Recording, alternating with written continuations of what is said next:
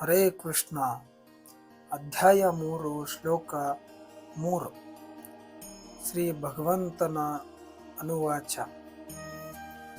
ದೇವೋತ್ತಮ ಪರಮ ಪುರುಷನು ಹೇಳಿದನು, ಜಗತ್ತಿನಲ್ಲಿ ಈ 2 ಬಗೆಯ ಶ್ರದ್ಧೆಯು ಹಿಂದೆ ಹೇಳಲ್ಪಟ್ಟಿದೆ. ನನ್ನಿಂದ ಪಾಪರಹಿತನೇ ಜ್ಞಾನಯೋಗ ವಿಧಾನದಿಂದ, ಭಕ್ತಿಯೋಗ ಪ್ರಕ್ರಿಯೆಯಿಂದ ಭಕ್ತರ. ಅನುವಾದ ನೋಡೋಣ ಬನ್ನಿ. ದೇವೋತ್ತಮ ಪರಮ ಪುರುಷನು ಹೀಗೆ ಹೇಳಿದನು, ಪಾಪರಹಿತನಾದ ಅರ್ಜುನನೇ, ಆತ್ಮ ಸಾಕ್ಷಾತ್ಕಾರವನ್ನು ಪಡೆಯಲು 2 ಬಗೆಯ ಮನುಷ್ಯರು ಪ್ರಯತ್ನಿಸುತ್ತಿದ್ದಾರೆ ಎಂದು ಆಗಲೇ ಹೇಳಿದ್ದೇನೆ. ಕೆಲವರು ಇದನ್ನು ಅನುಭವವ್ಯಾಮ್ಯದ ತತ್ವಜ್ಞಾನದ ಊಹೆಯ ಮೂಲಕ ಸಾಧಿಸುವ ಪ್ರವೃತ್ತಿಯವರಾಗಿದ್ದಾರೆ. ಕೆಲವರು ಭಕ್ತಿಯ ಮೂಲಕ ಸಾಧಿಸುವ ಪ್ರವೃತ್ತಿಯಾಗಿರುತ್ತಾರೆ. ಭಾವಾರ್ಥ ನೋಡೋಣ ಬನ್ನಿ. 2ನೇ ಅಧ್ಯಾಯ 39ನೇ ಶ್ಲೋಕದಲ್ಲಿ ಭಗವಂತನು 2 ಮಾರ್ಗಗಳನ್ನು ವಿವರಿಸಿದನು. ಸಂಖ್ಯಾಯೋಗ ಮತ್ತು ಕರ್ಮಯೋಗ ಅಥವಾ ಬುದ್ಧಿಯೋಗ. ಈ ಶ್ಲೋಕದಲ್ಲಿ ಭಗವಂತನು ಇದನ್ನು ಇನ್ನೂ ಸ್ಪಷ್ಟವಾಗಿ ವಿವರಿಸುತ್ತಾನೆ. ಸಂಖ್ಯಾಯೋಗವು ಆತ್ಮ ಮತ್ತು ಜಡವಸ್ತು ಇವುಗಳ ಸ್ವರೂಪದ ವಿಶ್ಲೇಷಣಾತ್ಮಕ ಅಧ್ಯಯನ ಪ್ರಯೋಜನಗಳ ಪಡೆದ ತಿಳುವಳಿಕೆಯ ಮೂಲಕ ಮತ್ತು ತತ್ವಶಾಸ್ತ್ರದ ಮೂಲಕ ವಿಷಯಗಳ ಬಗ್ಗೆ ಊಹಿಸಲು ಮತ್ತು ಅರ್ಥ ಮಾಡಿಕೊಳ್ಳುವ ಪ್ರವೃತ್ತಿಯುಳ್ಳವರಿಗೆ ಸಂಖ್ಯಾಯೋಗವು ವಸ್ತು. 2ನೇ ಅಧ್ಯಾಯದ 61ನೇ ಶ್ಲೋಕದಲ್ಲಿ ವಿವರಿಸಿರುವಂತೆ ಇನ್ನೊಂದು ವರ್ಗದ ಜನರು ಶ್ರೀಕೃಷ್ಣ ಪ್ರಜ್ಞೆಯಲ್ಲಿ ಕೆಲಸ ಮಾಡುತ್ತಾರೆ.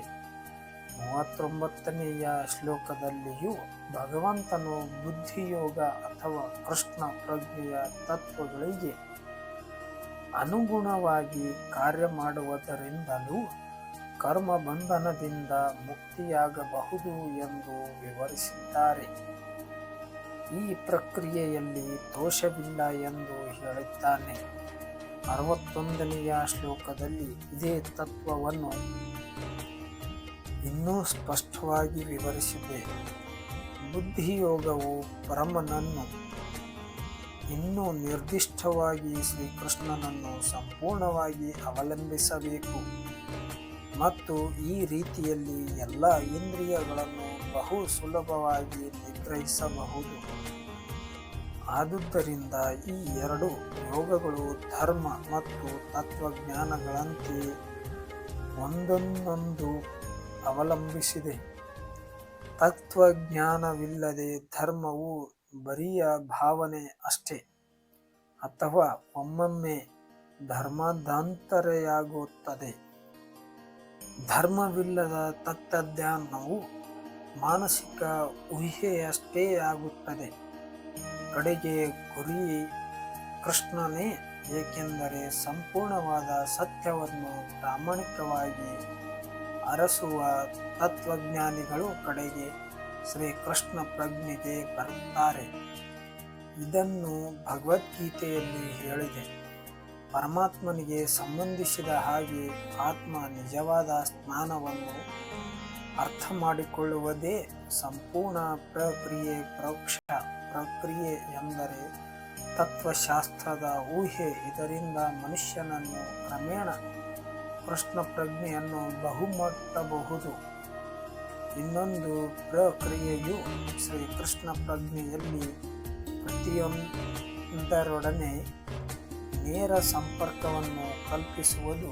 ಇವೆರಡರಲ್ಲಿ ಶ್ರೀಕೃಷ್ಣ ಪ್ರಜ್ಞೆಯ ಮಾರ್ಗ ಉತ್ತಮ, ಏಕೆಂದರೆ ತತ್ವಶಾಸ್ತ್ರದ ಪ್ರಕ್ರಿಯೆಯ ಮೂಲಕ ಇಂದ್ರಿಯಗಳನ್ನು ಪರಿಶುದ್ಧಗೊಳಿಸುವುದು ಅದು ಅವಲಂಬಿಸಿಲ್ಲ.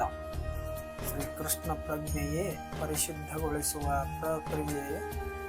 ಭಕ್ತಿ ಸೇವೆಯ ನೇರ ವಿಧಾನದಿಂದ ಅದು ಏಕಕಾಲದಲ್ಲಿ ಸುಲಭವೂ ಭವ್ಯವೂ ಆಗಿದೆ. ಹೀಗೆಂದು ಈ ಶ್ಲೋಕದಲ್ಲಿ ಶ್ರೀಕೃಷ್ಣನು ಹೇಳುತ್ತಾರೆ.